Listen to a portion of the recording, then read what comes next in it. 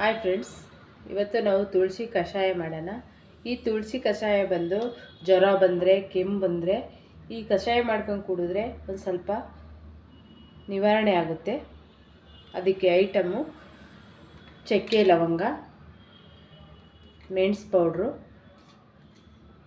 ಪಲಾವ್ ಎಲೆ, ದೊಡ್ಡ ಪತ್ರೆ, ಅರಿಶಿನ, ತುಳಸಿ, ಚೂರು ಬೆಲ್ಲ. ಈಗ ಈ ಗ್ಲಾಸ್ ಒಳಗೆ ಒಂದು ಗ್ಲಾಸು ನೀರು ಹಾಕ್ಕೊತಾ ಇದ್ದೀನಿ.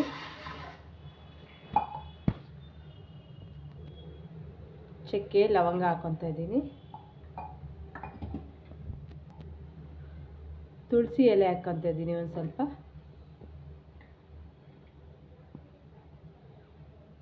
ಒಂದು ಪಲಾವ್ ಎಲೆ,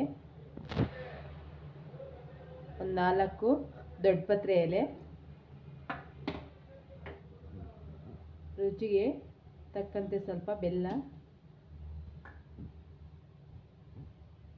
ಕಾಳು ಮೆಣಸು ಪುಡಿ ಹಾಕ್ಕೊತಾ ಇದ್ದೀನಿ, ಒಂದು ಸ್ಪೂನು ಅರಿಶಿನ ಹಾಕ್ಕೊತಾ ಇದ್ದೀನಿ. ಇದಷ್ಟು ಒಂದು ಗ್ಲಾಸ್ ನೀರಿಗೆ ಹಾಫ್ ಗ್ಲಾಸು ನೀರು ಆಗೋವರೆಗೂ ಕುದಿಸ್ಬೇಕು. ಚೆನ್ನಾಗಿ ಕುದೀಲಿ. ಒಂದು 10 ನಿಮಿಷ ಫ್ರೆಂಡ್ಸ್. ಕುದ್ದಿದೆ ಕಷಾಯ. ಈಗ ಸೋಸ್ಕೊತಾ ಇದ್ದೀವಿ.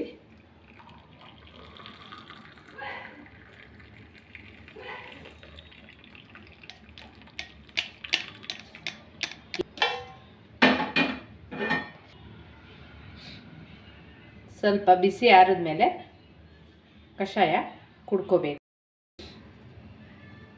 ಫ್ರೆಂಡ್ಸ್, ಕಷಾಯ ರೆಡಿಯಾಗಿದೆ. ಸಬ್ಸ್ಕ್ರೈಬ್ ಮಾಡಿ, ಶೇರ್ ಮಾಡಿ, ಲೈಕ್ ಮಾಡಿ ಫ್ರೆಂಡ್ಸ್.